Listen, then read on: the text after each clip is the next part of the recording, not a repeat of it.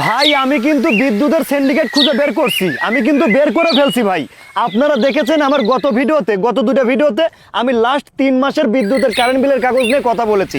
আজকে আমি লাস্ট 6 মাসের কাগজ নিয়ে আসছি আপনাদের কাছ থেকে। জাস্ট একটা মিনিট চাই, আমি একটা মিনিট সময় আমাকে দিবেন। বিদ্যুৎ অফিস যে আমাদের উপরে কত বড় সিন্ডিকেট চাপিয়ে দিচ্ছে আমি পর্যায়ক্রমে আপনাদের আলোচনা করে বুঝিয়ে দেবো। দয়া করে একটা মিনিট সময় আমাকে দিবেন। আমার এই হাতে দেখতেছেন আমার লাস্ট 3 মাসের কারেন্ট বিলের কাগজ। ছোট ভাই তুমি এদিকে আসো, এগুলো ধরো। আমার এই হাতে দেখতেছেন লাস্ট 3 মাসের কারেন্ট বিলের কাগজ, আর এটা তারপরের 3 মাসের। তো আমি পর্যায়ক্রমে আমি আপনাদেরকে বলি। প্রথমে বিদ্যুতের ইউনিটের রেট হলো দুইটা। প্রথম রেট হলো 75 ইউনিট পর্যন্ত আপনার কাছ থেকে একটা রেট নেয়, আর 75 ইউনিটের পরে আপনি যতগুলো ইউনিট পুরাবেন ওই ইউনিটগুলো অন্য আর একটা রেট নেয়। আমি পর্যায়ক্রমে বলছি। আর এই সিন্ডিকেটটা কিন্তু আমি ধরতে পারিনি, আমার একটা অডিয়েন্স ধরিয়ে দিয়েছে। উনি সম্ভবত বিদ্যুৎ অফিসে চাকরি করত, কিন্তু উনি ওনার পরিচয়টা গোপন রাখতে বলেছেন। কিন্তু ওনার বলা মতো কথাগুলো আমি আপনাদেরকে বলবো। দেখেন বিদ্যুৎ অফিস আমাদের সঙ্গে কি করে, আমি একটু আপনাদেরকে যদি দেখাই। ছোটো ভাই তুমি ওই কাগজগুলো একে একে খোলো। এটা কিন্তু আমার লাস্ট কারেন্ট 3 মাসের কাগজ আপনাদের দেখাইছি যে আমি কত পুরাইছি। আচ্ছা আমি ওটি বাইর করতে করতে আমি এটা শেষ করি।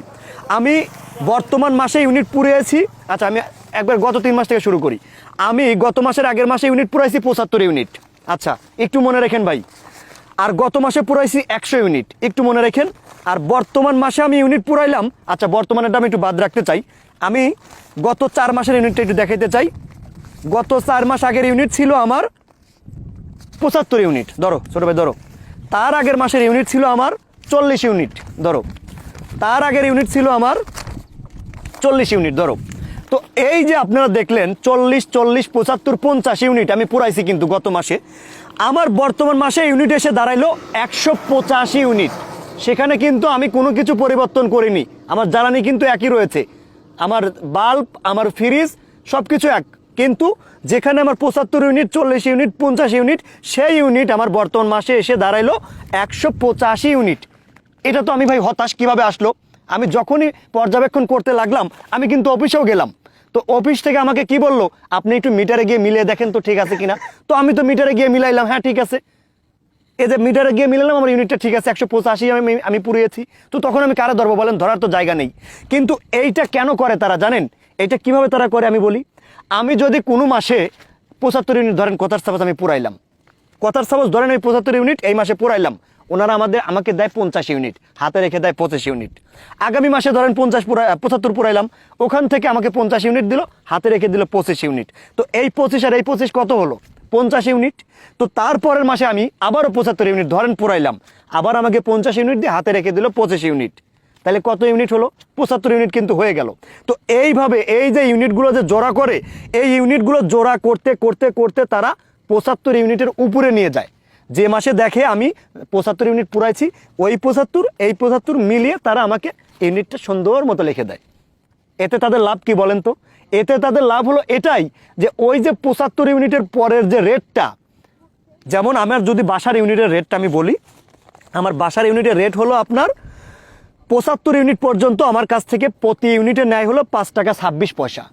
আর 75-এর উপরে আমি যে কয়েকটা ইউনিট পুরাবো আমার কাছ থেকে দাম নিবে 7 টাকা 20 পয়সা।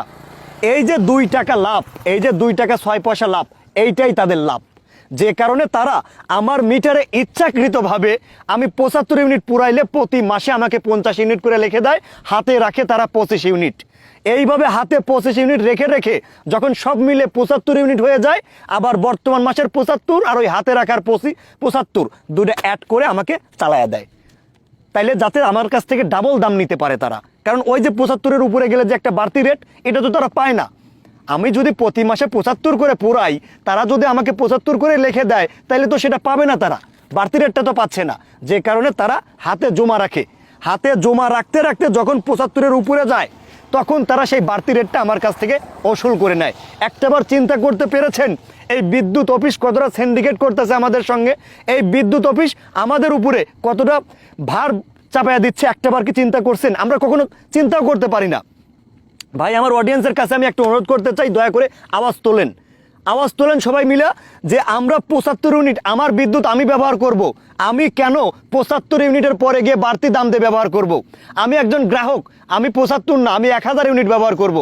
কিন্তু কেন 75-এর উপরে গেলে আমার বাড়তি দাম দিতে হবে? এই বাড়তি দামের কারণেই তারা আমাদের সঙ্গে সিন্ডিকেট করতেছে। এই বাড়তি দাম পায় বিধায় প্রত্যেক মাসে আমি যদি 75 ইউনিটও পুরাই, সেখান থেকে 25 ইউনিট কেটে তাদের হাতে রেখে দেয় আর আমাকে দিয়ে দেয় 50 ইউনিট। আর ওই যে 25 ইউনিট 3 মাসের 25 ইউনিট মিলে 75 ইউনিট হয়, আর বর্তমান 75-এর সঙ্গে অ্যাটাচ করে তারা মেরে দেয়, যাতে করে ওই যে বাড়তি 75 ইউনিট সেটা তারা 2 টাকা 6 পয়সা বেশি লাভ করতে পারে। তো ভাই আমার দাবি একটাই, আমার দাবি প্রথমে একটাই থাকবে, সেটা হলো আমরা এই যে বিদ্যুতের ইউনিটের যে দামটা, এটা আমরা 2 রকম চাই না, একরকম দাম করতে হবে। সেটা আমি 75 ইউনিট পুরাই বা 10,000 ইউনিট পুরাই, আমি 5 টাকা 26 পয়সার উপরে 1 টাকাও দিতে পারবো না। আমি মনে করি এই বিদ্যুৎ ইউনিটের দামটা যদি একবারে সেম করা হয়, মানে প্রত্যেক মাসে একরকম রেট থাকে, মানে 75-এর উপরে পুরাইলেও যদি সেই সেম দামটাই থাকে, তাহলে এই বিদ্যুতের সঙ্গে সিন্ডিকেট থাকবে না, এই বিদ্যুতের সাথে সিন্ডিকেট থাকবে না। আমার অডিয়েন্সের কাছে আমি একটা রিকোয়েস্ট করতে চাই, দয়া করে প্রত্যেক মাসে কারেন্ট বিলের কাগজের সঙ্গে আপনার মিটারটা চেক দিন, আপনার মিটারের ইউনিটটা চেক দেন, যে কারেন্ট বিলের কাগজে আপনাকে যে ইউনিটটা লেখছে সেই ইউনিটটা আপনার মিটারের সঙ্গে মিল আছে কিনা, প্রত্যেকটা মাসে গিয়ে চেক দেন। যদি মিল না পান, সঙ্গে সঙ্গে বিদ্যুৎ অফিসে যান, গিয়ে হাঁটা ভেঙে দেন। এই সিন্ডিকেটদের কারণেই আমাদের পকেট থেকে তারা হাজার হাজার টাকা নিয়ে নিচ্ছে। আপনি একটাবার লক্ষ্য করে দেখেন, যেখানে আমার আসে 40 ইউনিট, 75 ইউনিট, 50 ইউনিট, প্রত্যেক মাসে এরকমভাবে আসতেছে, সেখানে গপ করে এই মাসে আমার আসছে 185 ইউনিট। এটা কেমনে আসে, কিভাবে আসে? এটা কিন্তু ভাই আমি ধরতে পারি নাই, আমার একটা অডিয়েন্স আমাকে ধরিয়ে দিয়েছে, কিন্তু তার পরিচয়টা গোপন রাখতে বলছে।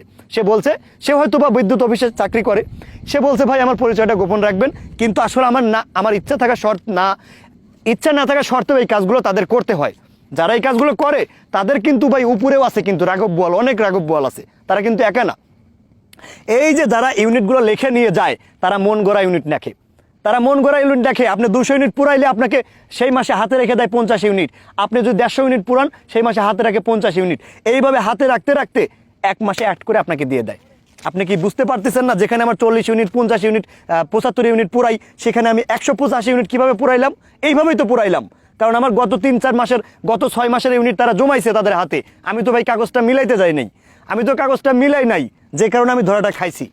তাই আমি আপনাদের বলতে চাই ভাই, আপনারা যারা গ্রাহক, সবাই তো গ্রাহক, এই একমাত্র বিদ্যুতের গ্রাহক তো সবাই বাংলাদেশের।